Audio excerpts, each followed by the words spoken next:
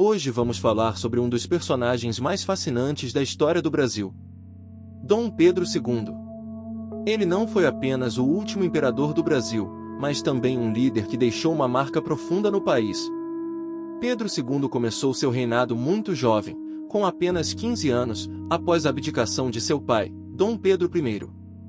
Desde cedo, ele entendeu a responsabilidade que carregava e dedicou sua vida ao progresso do Brasil. Ele um jovem imperador em um país ainda em formação. Pedro II poderia ter se perdido no poder, mas ele fez o oposto.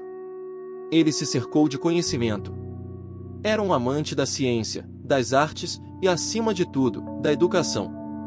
Durante seu reinado, ele incentivou a criação de escolas, universidades e instituições de pesquisa.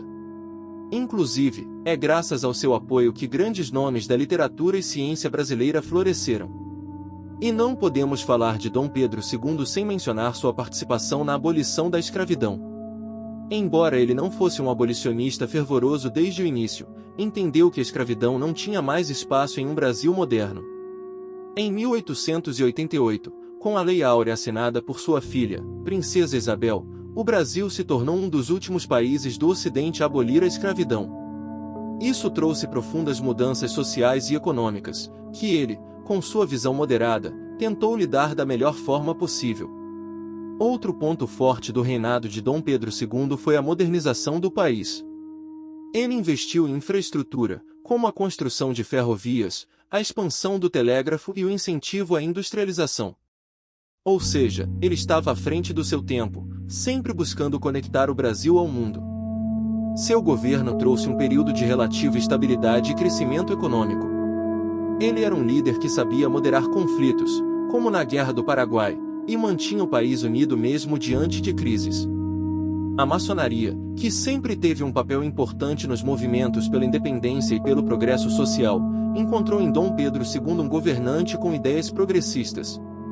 Vários dos seus aliados políticos faziam parte da maçonaria, e mesmo sem estar diretamente envolvido, o imperador compartilhava com eles o desejo de modernizar o Brasil. Ele sabia que o país precisava evoluir e, muitas vezes, os maçons foram seus parceiros nessa empreitada. José Bonifácio de Andrade e Silva, o patriarca da independência, foi um mentor fundamental para Dom Pedro II. Ele não foi apenas o tutor que cuidou da educação do jovem imperador após a abdicação de seu pai, Dom Pedro I. Bonifácio foi, para Pedro II, uma figura quase paternal, alguém que o guiou nos primeiros anos de vida e o preparou para governar. Foi com Bonifácio que Pedro II aprendeu sobre a importância de um Brasil unido, sem divisões. Mas, claro, como em toda relação intensa, eles tiveram seus desentendimentos. Bonifácio acabou afastado do cargo de tutor, mas o impacto que ele teve no jovem Pedro II foi inegável e ajudou a formar o imperador conciliador que conhecemos. E a abolição da escravidão. No Brasil, naquela época, era um dos últimos países do mundo ocidental a manter a escravidão, e isso pesava nas decisões do imperador.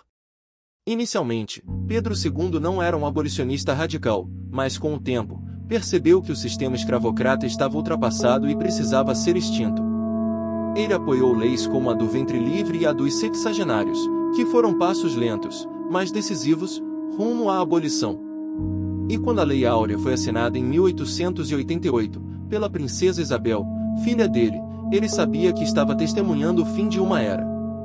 Apesar de ter consciência de que a abolição prejudicaria a monarquia, já que muitos proprietários de terra perderiam seu apoio, Dom Pedro II nunca hesitou em colocar os valores morais à frente dos interesses políticos. Ele entendia que a abolição era um marco inevitável para uma sociedade mais justa, mesmo sabendo que essa decisão custaria o trono. Outro ponto interessante na vida de Dom Pedro II foi sua relação com a Igreja Católica. E aqui temos uma história cheia de nuances. Ele era devoto e respeitava profundamente a fé católica, mas ao mesmo tempo, defendia que o Estado e a Igreja deveriam ser separados. Durante seu reinado, a Igreja ainda estava sob controle do governo, algo que chamamos de padroado. Isso significava que o imperador tinha a palavra final sobre a nomeação de bispos, por exemplo.